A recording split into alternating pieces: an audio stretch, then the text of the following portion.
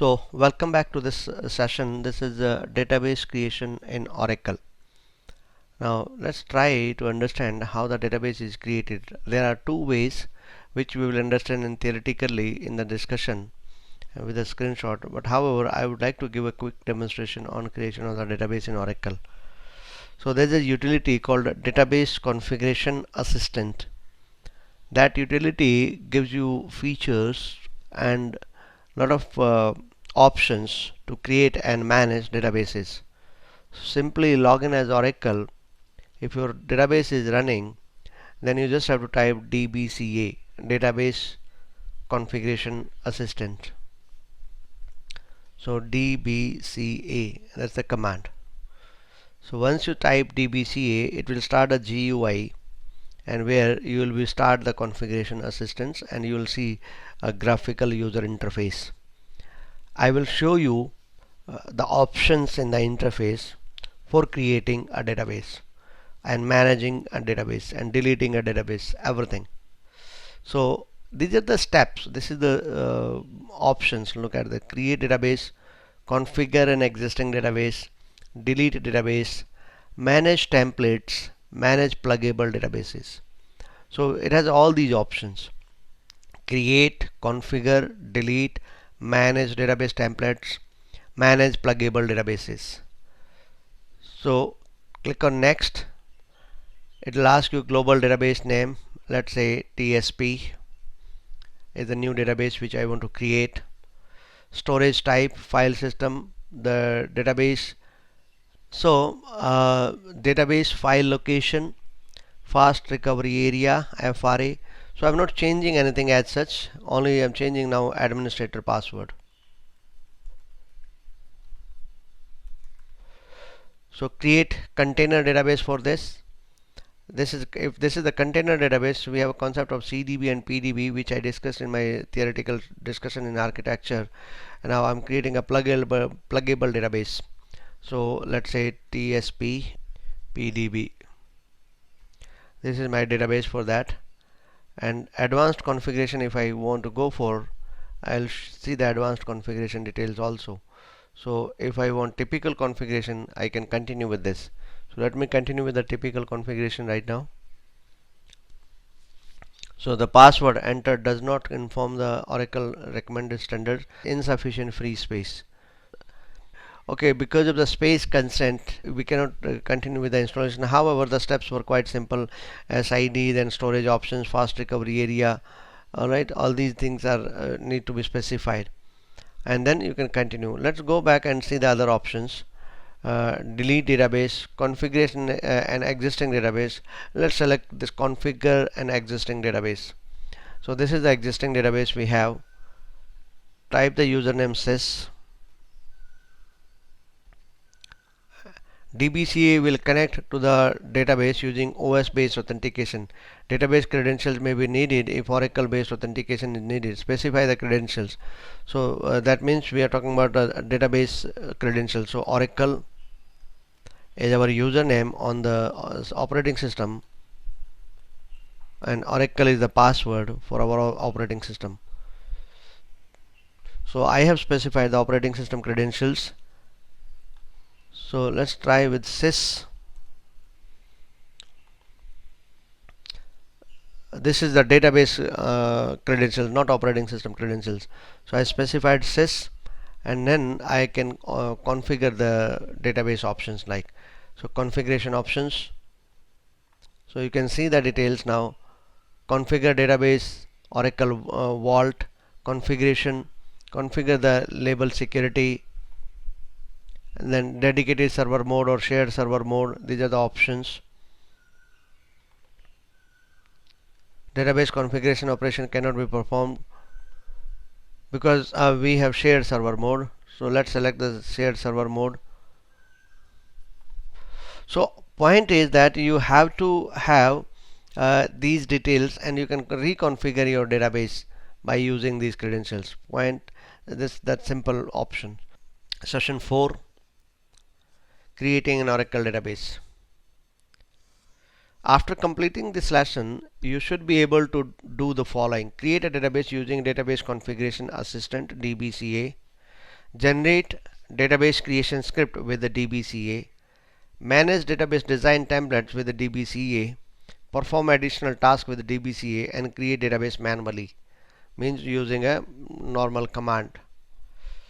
Planning.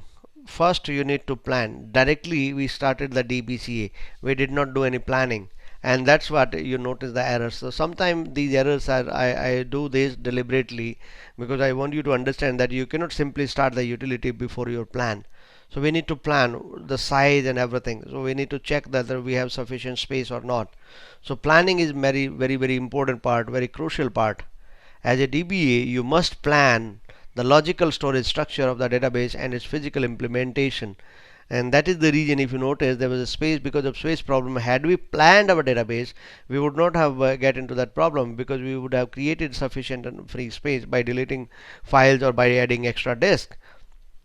So how many disk drive you have, what type of storage is being used, how many data files you will be needing, you need to plan. You need to plan the growth. So how many table spaces you will be using. Mandatory is system table space and one user table space. However, you can create as many table spaces as you want. What type of information will be stored? Is it going to be OLTP, online transaction processing, or warehouse kind of requirement? Because both are tuned accordingly. If you are going for online transaction processing, the database will have a different architecture, different configuration parameters. Typical configuration parameters will be different. If you are going to use it for data warehouse, then it is going to have a different options. So there are any specialized storage requirements due to type or size, that also you have to take care. Overall database design and backup strategy, all these things you need to plan before you actually go for creation of the database. For example, as I told you, we have a typical type of databases like online transaction processing. We call them a general purpose or transaction processing databases. Online transaction processing system, for example, a retail billing system for a software house or a nursery.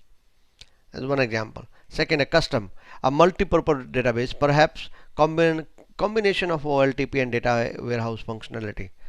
Then what is the data warehouse?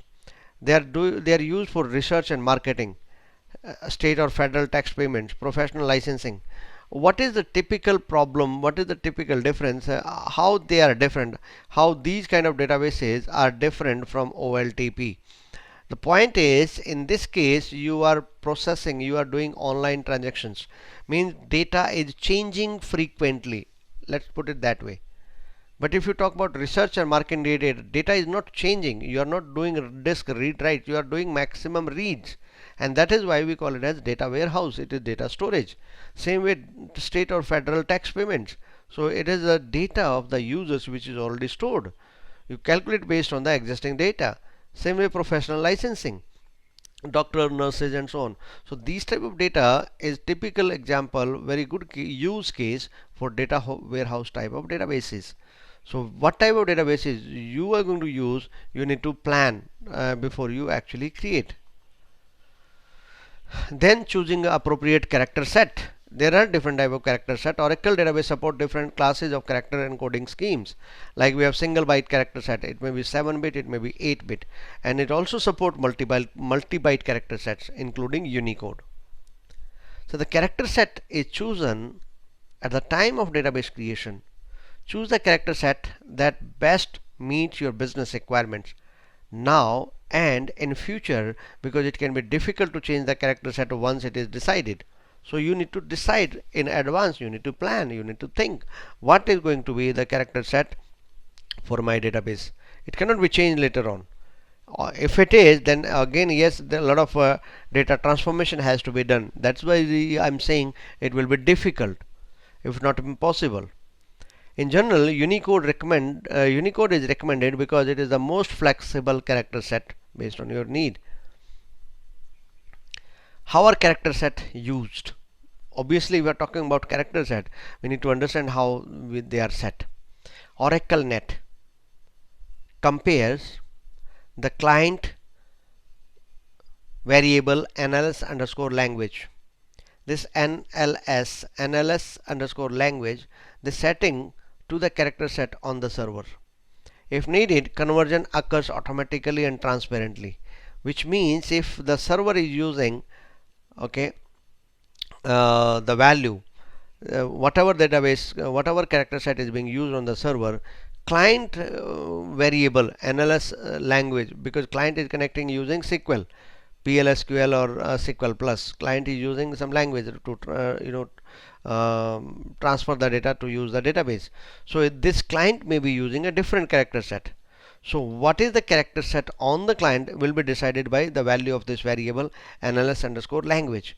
So then this will compare the value of NLS language character set variable value on the client with the actual character set used on the server, and then the conversion, if required, will happen while fetching the data or storing the data on the server from the character set used on the client to the character set of the server.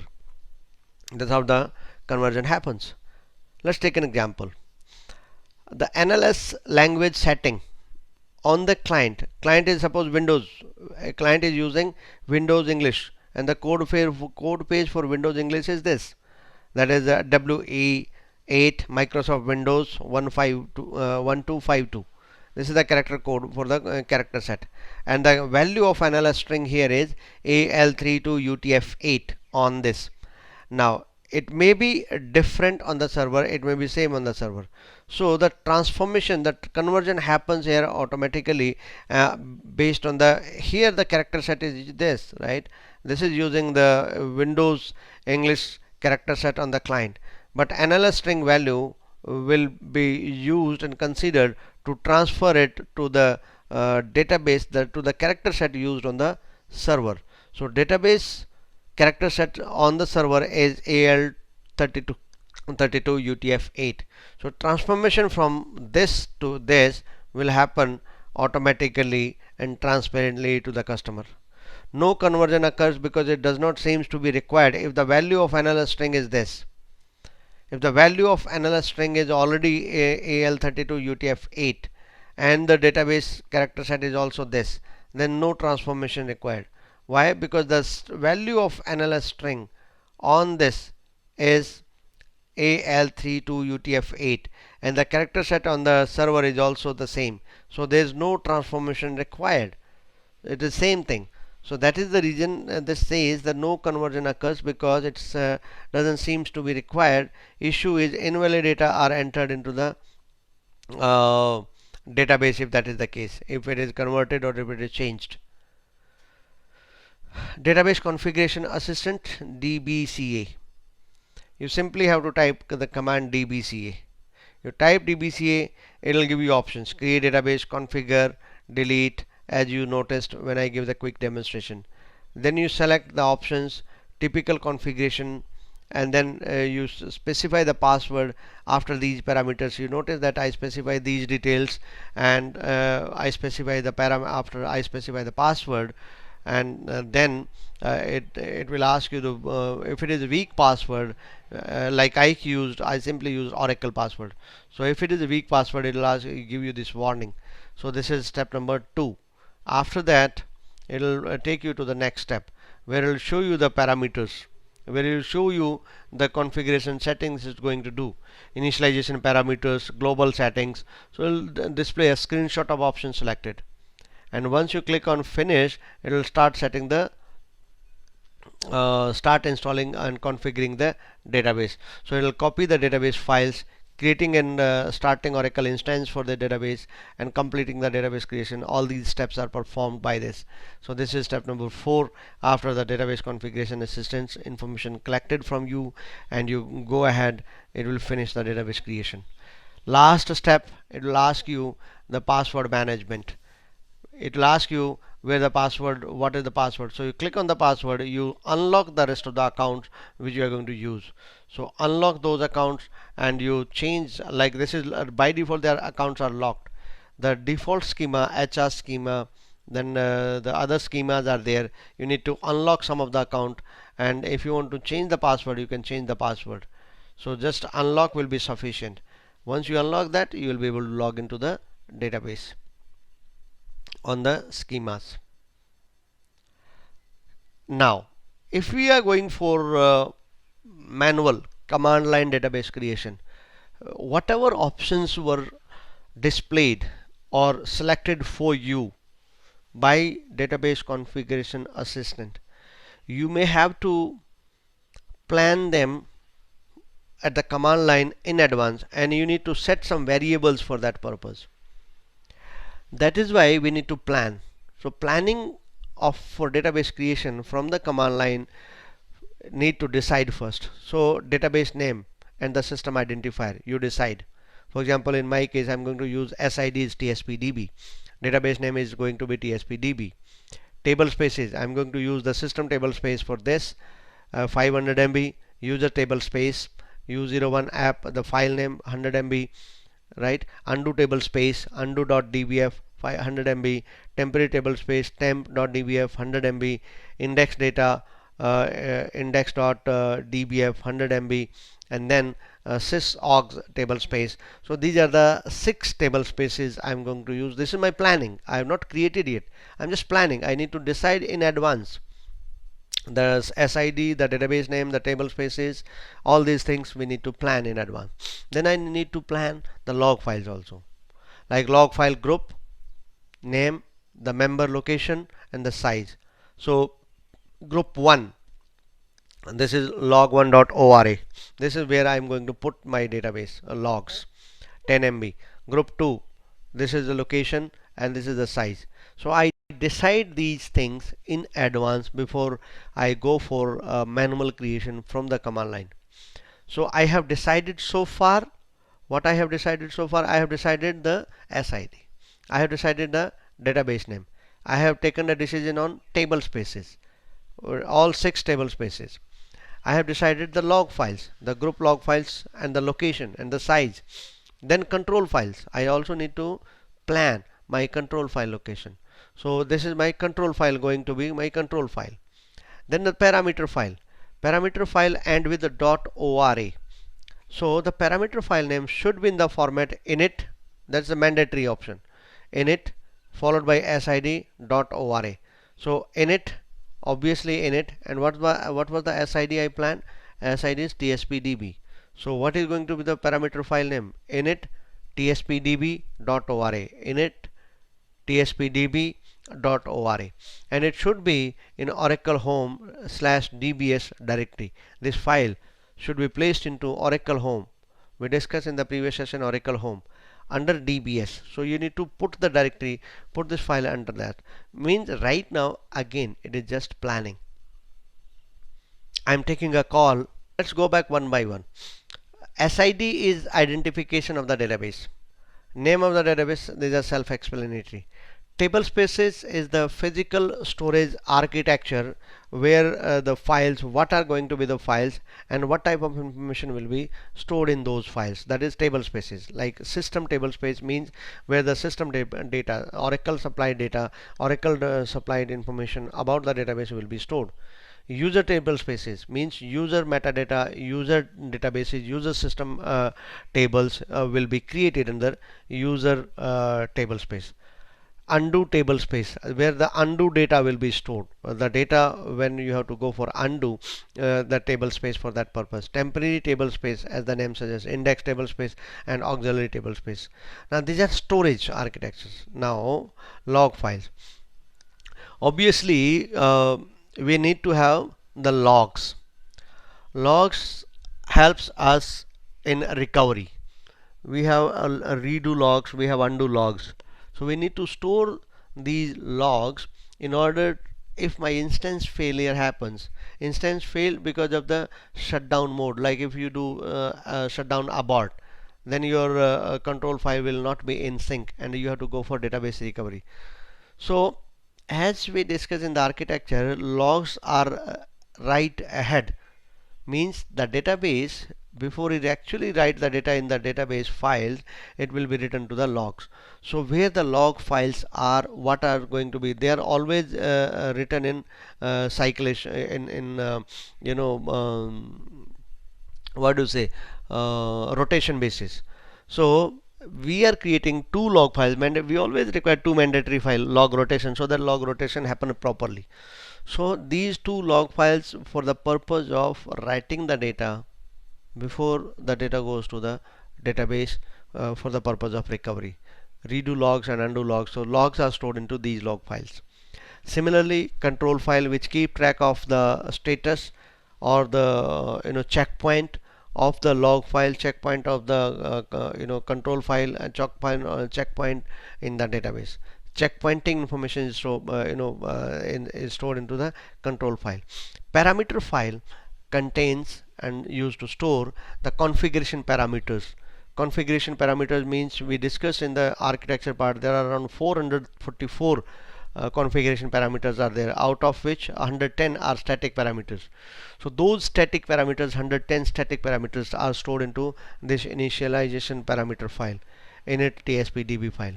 So this is that file which we discussed in the configuration settings, configuration parameters, total dynamic and static, two types of configuration parameters are there.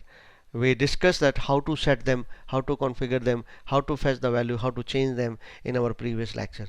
So this parameter file contains those configuration parameters which are static in nature. Now we can create, since we have already planned everything, so we can create the database now. Log into your Linux machine with Oracle account and make the directories as you require. So these are the directories which I require, which I discussed in my planning. So create the directories, then create a parameter file by copying the default template init.ora. So to understand what all parameters are stored, you can open the default template file init.ora and then you can set the required parameter. Means you want to make changes, you can make changes. The parameter, you can delete other parameters if you don't want. So cd, go to the directory, copy the file, open that file, and you see now what is there in the parameter file. So this is the file, parameter file which you are opening right now, and here now you see what is there in the file: database name, memory target, SGA target, and this is what we discussed. If you remember, the global parameter, 110 specific parameters are there. So you decide all these configuration settings in this. So this is the template actually. So therefore in the template you have to make changes accordingly that suits your planning, what you have done. So you specify these values in the parameter file, and this file contains these values: undo table space, control file, database recovery file set, database recovery file destination, DB block size, log buffer, PGA aggregate target, SGA target, memory target. You discuss these 5 parameters. I remember clearly that we discussed these parameters while we were discussing the architecture part in the previous lecture. Then set the environment and Oracle SID variable and start the instance. Export Oracle SID is equal to tspdb, and then SQL plus, you start the launch, connect it to the instance, root instance as sysdb, and do some settings, basic settings, like whenever SQL error exit, whenever operating system error exit, set echo on, set verify on, and startup no mount, and exit. Now create the database. The command is create database, database name, data file, as we already planned. So directory is already created, we specify the file name now. Size, sysogs data file, this is all lowercase, so there's a while typing is converting to this. Sysogs file, again the directory is created, we just have to specify the file name now. Undo table space, we created that. Data file, default temporary table space, temporary file, log file, group 1, group 2. Once you put the semicolon at the end of the statement, it will start working, and then you will get the message database created. So database is created with this simple statement. So this is the creation of the database, planning, understanding, and creating database from command line in Oracle. Now create additional table spaces if you want, like create table space for users. So data file, the command is create table space users, you specify the database file. To create index table space, you create table space index data file is this. To populate the database with data dictionaries and to install procedural options, you have to populate this database. For that there is a script available, catalog.sql. This is under RDBMS folder in your database home, RDBMS admin. So you just call that script by using @ and then script path, complete path, followed by the script name. The above script will take several minutes, maybe 15-20 minutes. So after the above script is finished, you need to run this procedure, that is a cat proc script to install procedural options. And this is the same way, @ followed by the path, and the script is, this is the script name. Execute. This script also takes several minutes to complete. Once you have populated the database with the given script by installing procedural options and queries and creating dynamic views, you are good to go. So this will contain the data dictionary tables. Now change the password for sys and system account, the two users. So alter user sys identified by the password, alter user system identified by the password. Create additional user accounts. Let's create and populate the account, for example Scott. So create user Scott, default tablespace users identified by tiger, quota 10 MB, on users. So on users is the tablespace. So we are giving 10 MB quota on the tablespace users to this user Scott. The password is the tiger, and grant connect to Scott.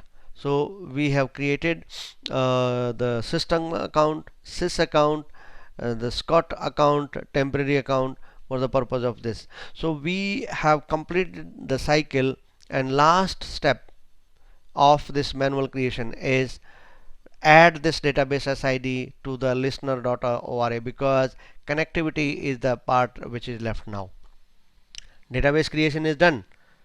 So what will be the purpose of the database if you are not able to connect to the database? Obviously, we need to make an entry into listener.ora file where the configuration settings for connecting to the database are specified. So go to the directory network in your database home, network admin, and then there's a file in this directory called listener.ora. This file contains the listener. This is the default listener, the listener for our existing database. We are adding these lines now. So SID listener, SID list, and here we specify the SID name, the database for which we are trying to connect, and Oracle home for this, and then start the listener process. Listener CTL, that is listener LSNR CTL, listener stop, listener start. Now the database creation process is complete, even including the listeners. So we created the listener, we created the database, we populated that, we started with planning. We planned first, then we created appropriate directories, then we exported some variables, then we put the configuration parameters, the parameter file, and then we give the command. It is not one simple command like MySQL create database, database name, and you are done. No, it is not that. Then next topic is scheduling a job with Oracle Scheduler. Oracle Scheduler is a very good option where you can schedule job to be executed in DBMS_scheduler package. The package is there to administer common job task. For example, create a job. Then we have a procedure called create_job or create_jobs. The privilege required to use this procedure is create job or create any job. Then we have a procedure called run job. Alter or create any job or be the owner of that. Then we have drop a job, drop job, alter or create any job or be the owner of that. So stop job, disable, enable. So these are the options for job management in the package DBMS scheduler. How to use them, how to use these procedures, that is the next question. So let's understand that. Creating a job. You create one or more jobs using DBMS scheduler dot. This is how the calling the procedure is. You specify the package name dot procedure name. So this is how the procedures are called. So package name DBMS scheduler dot create job will create a job, or DBMS scheduler dot create jobs. This is the way to call the procedure from a package. or the cloud control. You can use create job procedure to create a single job, and you can use create jobs S to create multiple jobs. This procedure is overloaded to enable you to create different type of jobs that are based on different objects. You can create multiple jobs in a single transaction using create jobs option, create jobs procedure rather than create job. So the broader picture was given in the previous slide. Now it is a call. So we must have these privileges. So now we have understood how to create, what is the procedure name, what is the package name. But now we need to understand with example how to create it. Now let's take example. Create a database job update sales, which calls a package procedure in OPS schema. This is a given schema. There's a schema available OPS for temporary for demonstration for dummy data in your HR schema in your ORCL database that updates a sales summary table. Question is simple. We have a existing procedure. That is an example. You can write your own procedure also. You have a procedure to update a salary. You want to call that procedure, the given procedure, update sales whenever there is a change in the sales.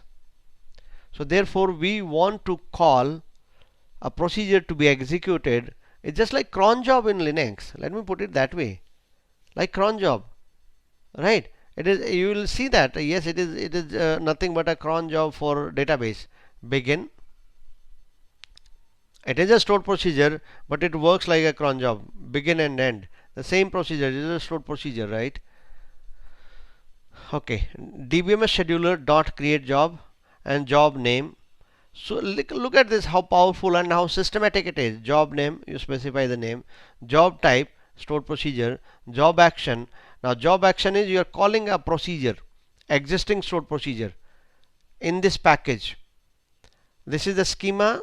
This is the nomenclature: schema, package, and the existing procedure name. Right? So we are calling the existing procedure. Start date from this date, this timestamp, everything is given. Repeat interval, frequency daily, interval is 2 hours. So repeat interval is 2, means every other day. We are giving the frequency. End date, end on this date. And auto drop is false, and job class is batch update jobs, and the comment you specify anything. So look at this example. The examples gives very clear picture. Oh, it is nothing but a cron job where we are calling existing stored procedure to be executed at a given frequency on a given table, right? So this is the stored procedure example, and this is the job we created. Following statement drop jobs and update sales. So begin DBMS scheduler drop job if you want to drop an existing job. So job 1 update sales, so you drop that, right? Quiz. Parameter DB block size is set for lifetime of a database and cannot be changed. Yes, we can change it. DB block size, true or false? It is true, because we cannot change the block size. Block size is fixed. DB block size, yes, we cannot change the block size. 8 KB block size. If it is 8 KB, it has to remain 8 KB block size. We set the block size right in the beginning. You cannot change the block size. We need to verify that, cross check it. In order to drop a database using drop database command, the database must be open in restrict mode, mounted exclusively in restrict mode, and shut down with immediate option. Mounted in restricted mode. It should not be open for connections. Point taken. So what we learned? We understood the DBCA utility, and we learned how to create database manually, right? And the last step was how to create a job if you already have an existing stored procedure, right? That's all for this session. Thank you.